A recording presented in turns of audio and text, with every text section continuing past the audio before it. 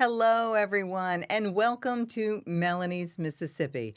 This is the podcast that I do, and I bring on very interesting people, and we talk about all kinds of things. And I'm just delighted to have as my guest today Jeremy Gordon. And Jeremy, thank you for taking the time out to do this because I know you're a very Yes, busy ma'am. man. But we're talking martial arts and martial arts training, all in anticipation of this big event that you have coming up September 12th at the Convention Center. Yes, ma'am. That's a Been yes. big thing that I mean, it's a premier event that people can come to and see all kinds of performances, correct? Yes, it's the Gordon Martial Arts Super Show, and it features different forms of martial arts. It's an open tournament, so they have taekwondo, karate, kung fu, and any other traditional styles of martial arts there. You see children working with weapons. You see people doing katas or forms, and it's an exciting, different event to come to. Oh, I can imagine. And it gets a packed audience, I understand Oh, pretty much. yes. Yeah. Tell me how you got involved in this. We were chatting a little earlier and you said really almost since you were just a toddler, you were surrounded by people in your family who were wrestlers and tell me what else? Yes, I happen to grow up, of course, in the Midwest, and one of my uncles was a martial arts champion. He's featured in martial arts magazines as part of the USA team, and my other uncles all wrestled. So I grew up learning martial arts before I was able to walk. So there's really no timeline. Yeah. Yeah. We typically tell people 3 or 4 years of age because that's when your memory really develops. But they Exactly. said before I was able to walk, I was Yeah. already training. You were all rolling around with them and Yes. doing all that. You have brought that, though, to an award-winning, level. Yeah. That takes a lot of work and a lot of discipline, doesn't it? Oh, yes. One thing I learned about martial arts, it teaches you how to self-regulate. And over the years, you learn how to be disciplined in what you're doing, and you start trying to find ways to resolutions to your craft. Meaning, do I need to run more? Do I need to take time to relax? And you learn how to take care of yourself. So year after year, I stayed true to the arts, all martial arts, and just grew over the years. You see this as something where youth could benefit. Our youth could benefit. Yes, one thing about martial arts is one thing you can do from a toddler until 80, 90 years of age. Mhm. Martial arts stems from, like Tai Chi is a form of martial arts. Some people think yoga could be a form of martial arts. So we talk about flexibility, mobility, and with the children, they learn how to deal with conflict resolution real time. Meaning they're in a class and they have to stand still for a second. Turn left, turn right, or use your left hand to punt, or turn this way. So they have to remember things, but at the same time, they're learning about themselves. And every once in a while in a class, what if somebody gets a bump or a bruise? You may get a bump or bruise in class, and you'll see the children say, "Oh, I'm sorry," and they may shake hands and give each other a hug or fist bump and Mhm. stuff like that nature. And what that does over time, that builds that character that they can overcome conflict. It's truly that Chinese, Asian, Chinese, Japanese discipline. I mean that they Yes. have, and that ability can be transferred to younger kids that get involved in the martial arts, and then maybe, as you said, conflict resolution, which our kids today are just not real good at doing. They can learn that through the Yes. discipline of the martial arts. Yes. And like for us as a tournament, I've trained in Chinese martial arts, Japanese martial arts, and Korean martial arts, and other forms of martial arts from other countries. And the core is the discipline that you learn from all forms of martial arts. The discipline is a core. I don't care if it's Chinese, Japanese, Korean, or American-based art or art from another country. They all teach that core value. Are you wanting to expand what you do to reach more people? Yes, I taught seminars traveling. I mean, I loved it when I was in the Philippines. I taught a workshop over there in Jeet Kune Do, and I taught hybrid kickboxing when I was in the Philippines. And I do have other people reaching out to me for other countries. Currently, we have a group in the Netherlands that we work with. But now I'm looking at my home is here now, Mhm. and how can I find a way for other children, youth, and teens to get involved. This tournament is going to be one of the ways we can reach a larger audience. We moved it from Raymond this year to downtown Jackson this year. To the convention To the center, convention center, yeah. yes. And you'll have vendors and Yes. yes. So what we're going to do differently this year, on a Friday, we're going to have some workshops on Friday. So you're going to have Tai Chi. So if somebody's older, wants to take Tai Chi class, we'll have a Tai Chi class on Friday. We're also going to have a stretching class for those that want to learn how to stretch and just have their muscles more pliable. Mm-hmm. Then we're going to have a grappling class. People love Brazilian Jiu-Jitsu, so we have a guy coming in and teach Brazilian Jiu-Jitsu. What is that like? It's a grappling art, and it's mainly focused on ground fighting. Brazilian Jiu-Jitsu came from judo. So that's going to be a part of the class on Friday. And then we're also going to have another person coming in teaching restraint. So for our first responders that want training, there'll be an opportunity for them to come and train for an hour, I think 2 hours as well. And that's the day before the actual tournament. So we're just saying, come on in, get some training, have some fun, and then come out Saturday to support. To support and watch these professionals really show you how it's done. Oh, yes. And you can use it in all aspects of your life. I can see the discipline going over to academics, and I can see it, or on a baseball team, or they talk about culture. It's a certain culture that you have, and that has to be very positive for teams to win now. I mean, we're seeing that. That's one of those words. Community and culture, that's what we're hearing all the time. Yeah, well, you think about it. You learn hand-eye coordination at a very early age before you learn any other sport. Think about it. You can start from when they're able to walk, basically. And as you train and deal with the conflicts, you learn how to do push-ups, so you're getting stronger, becoming smarter. You deal with conflict, adversity. You developing friends. And you learn the limits of your body as you're growing. So as you get older, when you're in elementary school, middle school, or go off to college, even in fitness, like for instance, Taibo. Taibo is boxing and kickboxing, primarily. Law enforcement, defensive tactics come from martial arts. Military tactics. So if you think about security, training, it really helps out a whole lot on that side. But on the mental health side, it teaches you to stay calm and clear your mind for a second. It teaches about breathing, breath control, regulation, about eating, about sleeping. All these things are taught within the systems. It just sounds like it's something that our kids should be involved in. They really should be. I don't know at toddler age because, I don't know, but certainly as they hit those elementary age, to incorporate some of this into a physical ed program or, something for the schools to think about. And many may do it already. I'm just not aware. Well, there are certain school systems in other states that have it. They don't have any in Mississippi that I'm aware of. I know there was a grappling program here at Ruston at one school.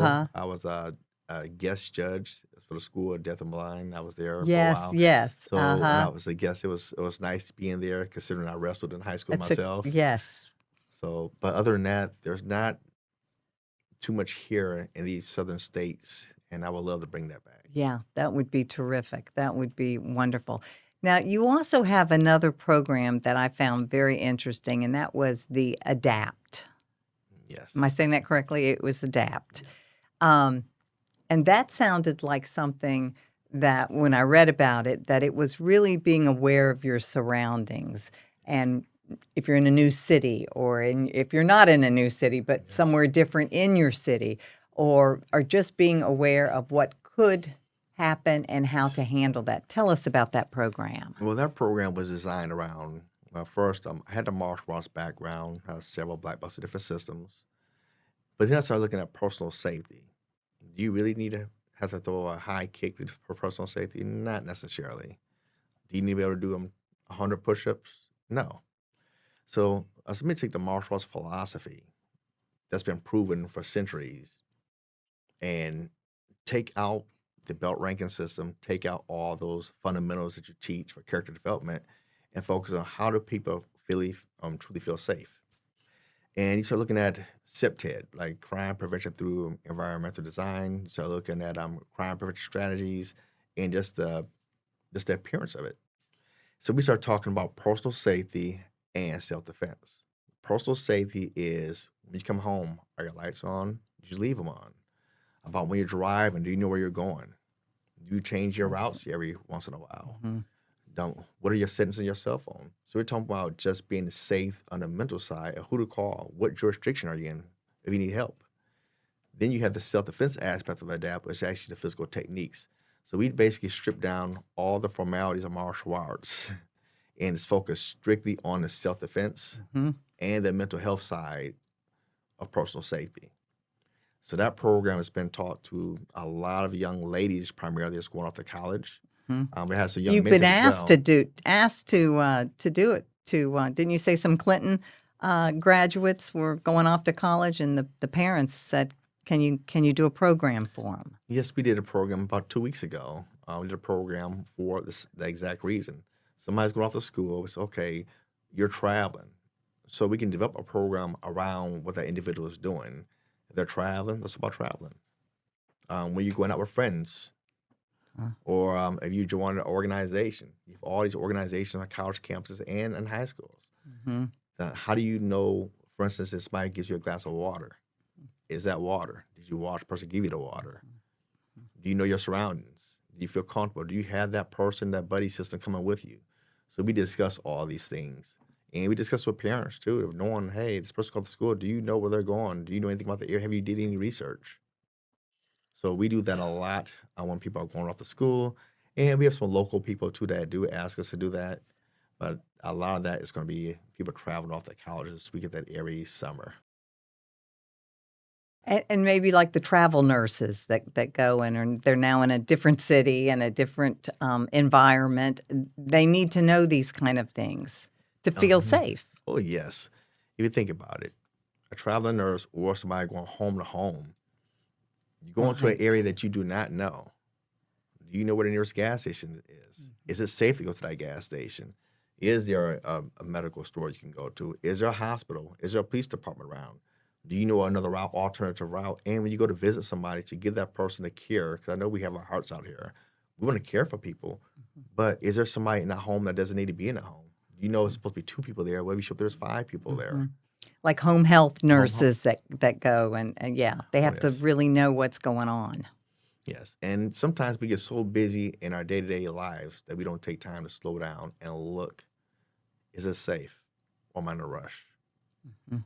And Mhm. sometimes slowing down for a second and thinking, taking a deep breath, you'll see things and be aware of things that you didn't see before. I think that is just wonderful. I really think the whole, uh, learning how to protect yourself and being aware. Oh, It's really the awareness, and people are in such a rush today.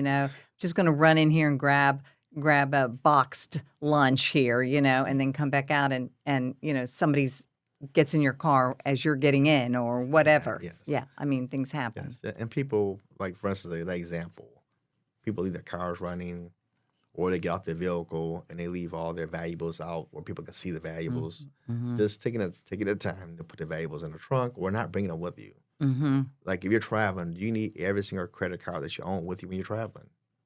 Or you need just a few and have as a backup at Mm-hmm. home. Mm-hmm. So Mm-hmm. things of that nature is not something I don't think is commonly taught anymore. You want to get back to the No, who would basics. unless it's a parent teaching that or saying that to them. Yes. But in the world that we live in right now, with people just rushing here and rushing there, and getting dinner on the table and whatever, you're not getting that. So Yes. that's excellent. What is your favorite part about the traveling that you do when you go on and like put on events like what's coming up on September 12th? Wow. The thing is, I get to meet people from all different demographics, all ages. It's just amazing. I have people that I talk to on the phone regularly that's in the 90s, and I got people that parents call me that's 10 or 11. And when they come in a room and they wear that gi or that uniform, they're there to show their best. It takes courage for a 10-year-old to walk in the stage or to step in a square and have 300 people watching them to do a kata or a form. It takes courage for that. What do you think it does to that child as they grow? As they grow and they become adults and start getting jobs in the public sector or different companies, that carries over. It does. It's that just that sense of well-being and knowing how to be. I mean, really, yeah, to be the leader. Yeah, I think that's part of it too. I think those teach those leadership skills. In this event here, hopefully we can help develop the next generation. And that's why I wanted to bring it to the convention complex. I can bring people downtown, but make it broader. I wanted people to see the Chinese method of Tai Chi. I want to see the Brazilian method of grappling. But you're going to see the Taekwondo, you're going to see the Kung Fu, and everything else the day of the event. I mean, recently I just, now I'm the state director for International Chinese Boxing Association. And I'm in the Hall of Fame of Domestic Property Association. So you have a Chinese martial arts organization. You got a Japanese martial arts organization. It's different, huh? They're different. It's two different techniques or way of mind or... different countries. Most martial arts systems come from somewhere. Society, every society has some type of warrior system or martial arts system. Most martial arts systems have actually come from farming back in the days, from back in villages where people had to protect their families. That's where they came from. Really? Yes. How interesting. How interesting. Then they call them family styles. I mean, I may have learned a system to protect my family. Then everybody in my village may learn that style to protect our village. And then years later, between commercialization and different things, they get codified and they become actual systems. That is so interesting. No, I didn't even realize that. There's just such a history behind all of this, too. Well, tell me about how can people, you buy tickets to get in on September 12th? Or for the classes, I'm sure. Yes. Well, you go to the website. You got a Gordon Super Show. .com. It's actually online. You can go to the website. You can pre-purchase tickets. Or you can show up to the venue for the tournament between 8:30 and 10:30. Registration is at 8:30, from 8:30 to 10:30. The tournament starts at 10:30. That's when we'll start doing announcements. If somebody wants to volunteer or do anything of that nature, if they contact us for volunteering online, they can actually register to be a volunteer, and we'll contact them, and we'll come in and show them how to score, keep, and do different things of that nature. Oh, wonderful. So we do have our volunteer opportunities as well. That is terrific. That is wonderful. Because that gives them a chance to get in, too. Yes. And yes. Oh, that's wonderful. And if you ever thought about getting a child involved in martial arts or a teen, or sometimes people think that as adults, we think we're too old for martial arts, or I've had a lot of people come to me, when I get in shape, I'm going to come train with you. I said, that defeats the whole purpose. So what does in shape mean? And we tell people, we take you as you are, and we work around you. It's not the other way around. That is so good. And the Tai Chi is really being pushed a lot now for women, especially women over a certain age. That's the way you can maintain balance, and because no one wants a fall. Oh, yes. Nobody wants to fall. And Jack Shi, he's an excellent instructor. I've actually taken Tai Chi and yoga with him years ago, and then he came on our team, and he's a close friend. So he's going to be doing that class for us. So now, if you want to register for the class or get into the class, that's before the show on the 12th. Now, you can register for that as well. That's going to be on Friday, the 11th. Okay, good. So Friday on the 11th from 12 to 4 p.m., still at the convention complex, we'll have classes going on in 2 different rooms. And the tournament actually will be the next day, and it starts at 8:30. Yes. All right. See, that's what people need to know, because then they can, should absolutely, if they want to do this, this would be a perfect time to. And the perfect time, we figured if people want to come, one, you can see people, because the classes on Friday can be slow paced. Mm-hmm. They're all beginner level. They're all beginner level. Saturday, you'll see some people that are beginners, and you also see people that are advanced. You get to see the difference. Mm-hmm. Will you be performing? I mean, will you be doing any of this? We're still thinking about that one. Now, I really want to, and we're working.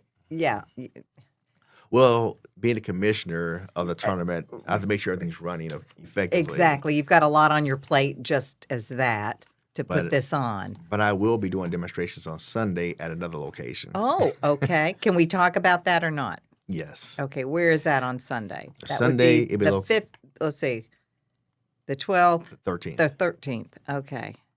The 13th, I'll be back at my studio, which should be 856 South State Street, and Suite E is in Echo. And that's Boxers Rebellion, also home to Gordon Systems at that location. Okay.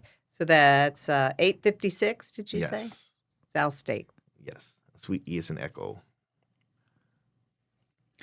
All right. So see, you're really giving this and then will you go back on the road? Will you be taking, what's next for you? What's next for you in growth, and what's next for you as far as the business end?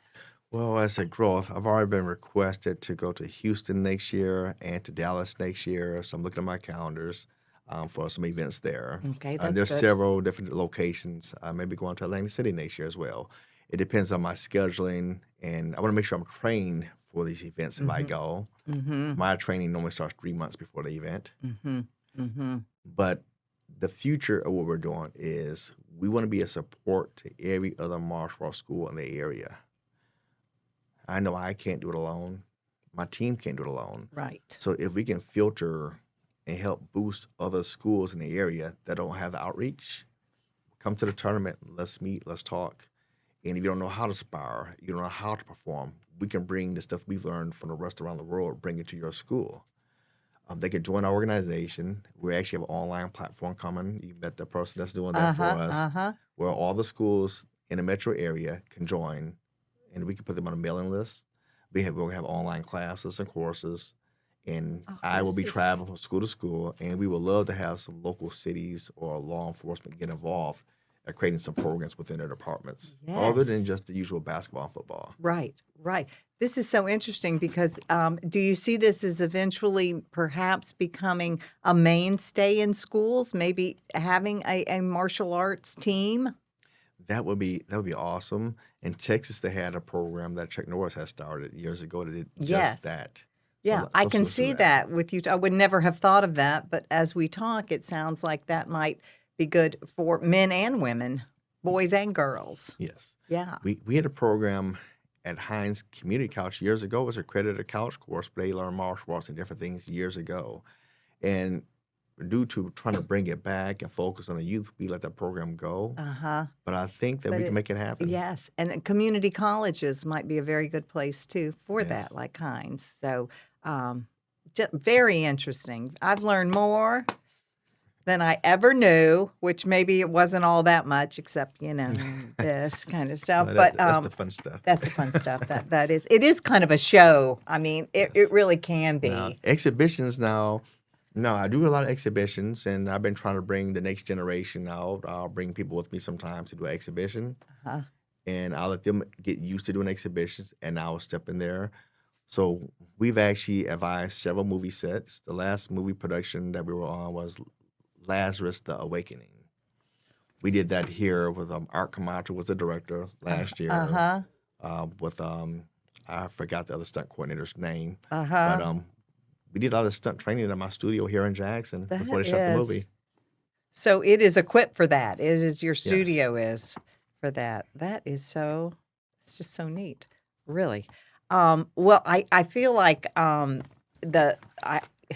we want to talk about as much as we can, and we will, to promote the event on the 12th so people can see, but also on the 11th to take some classes if you're interested in learning more. And yeah, I think that's just a great start. And with the kids, I really think Yes. it's something that our youth could benefit from. So thank you so much for Thank you. sharing this time with us and to tell us about the event and to tell us about more about the whole system and how that works, because it almost is a system of transformation. And that's why we changed it to, it was tactical systems, different things. If I'm still calling it systems purposely, because you have the mindfulness systems, which is mental health first aid. Right. You got CPR, but then you have the Chinese systems, the Japanese, the American, the sports. So we said, let's not put ourselves in a box. In one, yeah. And because a lot of people say, well, we don't want to be in the box. I tell people the box never existed. No, it's everything. Yes. It's everything. Oh, thank you so much. Well, that will do it for us now. What an interesting guest. And again, that big event at the Convention Center will be September the 12th. And then there are classes being offered before that. And again, the website they can go to one more time. GordonMartialArtsSupershow.com. Okay, that's the best one. Thank you again. And until next time, I'm Melanie Christiopher.